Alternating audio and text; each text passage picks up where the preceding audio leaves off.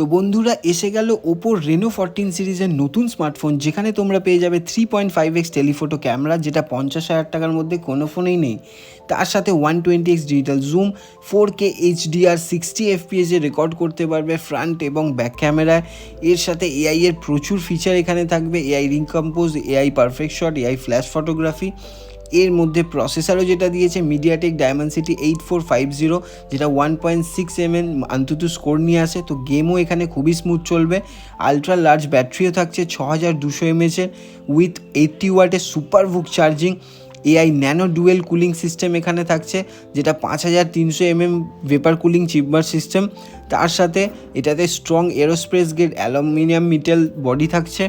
Premium one piece sculpted glass এর মধ্যে থাকছে, যেটা তোমাকে ইনহ্যান্ড ফিলও খুবই সুন্দর দেবে। এটাতে তোমরা পেয়ে যাচ্ছ IP69 এর সাপোর্ট, যার জন্য আন্ডার ওয়াটার 4K ভিডিওগ্রাফিও তোমরা এটাই করতে পারবে।